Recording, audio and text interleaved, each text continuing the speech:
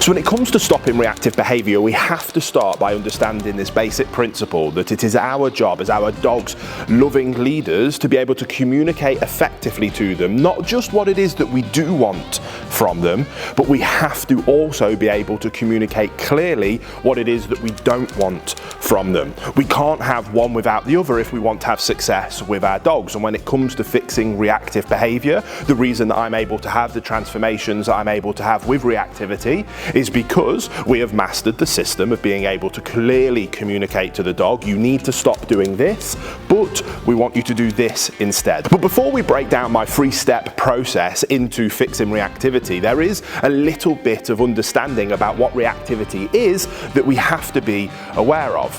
When it comes to reactivity, for me it is simply our dogs making a decision for themselves when it comes to them seeing the stimuli of usually another dog.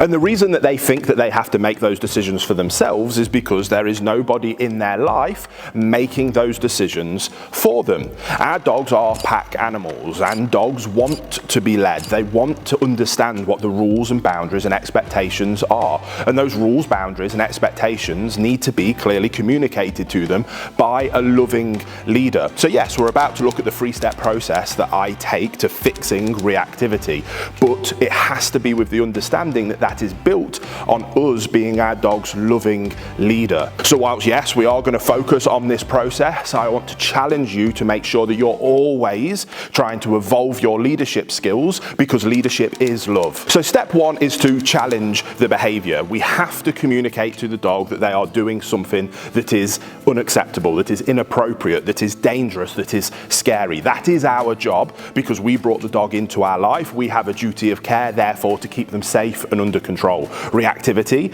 being a aggressive, categorized behavior, we absolutely must challenge that behavior and communicate to them that it isn't acceptable. Step 2 is redirecting them to the desirable behavior. By challenging the behavior, we have achieved what we talked about earlier in terms of helping them understand what it is that we don't want from them, but we never just stop there. We then need to communicate to them what it is that we do want from them. So it's our job to redirect them to making the appropriate choice, the desirable choice, the choice that we want from them. Step 3 is to then reinforce that better decision. So we've challenged the bad decision, we've then redirected them to the good decision, and now we're going to praise and reward it so we can clearly communicate, don't do this, but do this instead. Now when it comes to reactivity, the best way to do this is to go through my tune-up drill.